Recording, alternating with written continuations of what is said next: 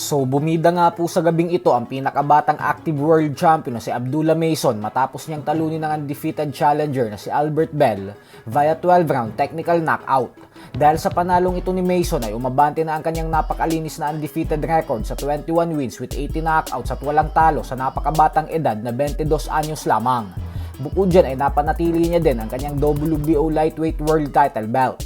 Habang sa co-main event naman ay bagamat nakuha ni Shushu Carrington ang panalo via unanimous decision at matagumpay niyang nadepensahan ang kanyang WBC featherweight belt kontra sa undefeated challenger na si Rene Palacios, ay naiwan pong dismayado ang mga fans at maging ang mga boxing champions na nagsilbing commentator lang dahil sa kakulangan sa aksyon na ipinakita ni Carrington.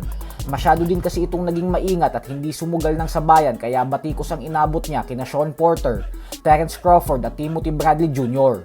Bukod dyan ay bumagsak din ito sa laban pero hindi binalangan ng referee ang knockdown. Dahil sa performance na ito ni Carrington ay sinabi ng mga eksperto na wag na daw muna itong maghangad na laban kontra sa Japanese monster na Oya Inoue.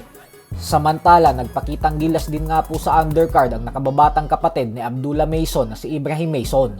Ito po ay dahil tinalo niya lang ng walang kahirap-hirap ang kanyang katunggali na si Eric Hanley matapos niya itong pabagsakin ng 3 beses sa round 2 hanggang sa tuluyan niya nang nakuha ang panalo via second round technical knockout. Dahil sa panalong ito ni Ibrahim Mason ay umabante na ang kanyang napakalinis na undefeated record sa 3 wins with 3 knockouts at walang talo. May napakabatang edad pa lamang itong 20 anyos kaya malaki talaga ang potensyal nito. At kung ang atensyon ngayon ng lahat ay nasa kapatid niyang si Abdullah, ay sinabi po ng former world champion and Hall of Famer na si Timothy Bradley Jr. na abangan daw natin itong si Ibrahim dahil mas gagaling at lalakas pa daw ito kumpara sa kapatid niya pagdating ng panahon.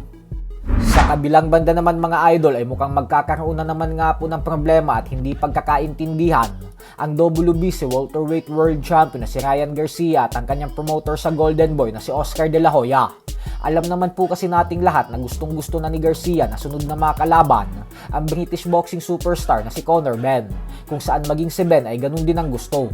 Bukod dyan ay panay sabi na si Garcia sa iba't ibang interviews na nakatakda na daw silang magtuos ni Benn sa Las Vegas, Nevada sa September 12 dahil kasado na umano ito. Pero nauna nang sinabi ni De La Hoya na wala daw itong katotohanan dahil nakikipagnegosasyon lang umano si Garcia sa Sufa Boxing na siyang promoter ni Conor Benn. Hindi daw pwedeng maikasa ang laban nang wala ang kanyang pirma dahil siya ang promoter ni Garcia. At kahapon po sa latest interview kay De La Hoya ay nagpahiwatig ito na wala siyang balak sundin ang kahilingan ni Garcia na makalaban si Conor Benn. Ayon po kasi kay De La Hoya ay wala naman daw gustong makita ang bakbakan ng dalawang ito dahil hindi naman umano interesado ang mga fans dito. Giit ni De La Hoya na wala naman daw ni isang lumapit sa kanya na nagsabing gawin ang Garcia versus Benn.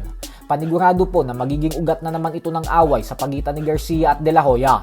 Ang problema din po kasi kay De La Hoya ay nadadamay ang kanyang mga fighters nang dahil sa mga kaalitan niyang promoter. Yan din ang dahilan kung bakit nag-away sila ni Virgil Ortiz. Gustong-gusto na kasi dati palabanan ni Ortiz si Jeremy Boots Ennis. Subalit dahil magkaaway si De La Hoya at ang promoter ni Ennis na si Eddie Hearn, kaya hindi natuloy ang laban. At ngayon naman ay ganito ulit ang ginagawa ni De La Hoya kay Garcia at Conor Benn nang dahil kaaway niya din ang promoter ni Benn na si Dana White. So hanggang dito na lang po muna tayo mga idol.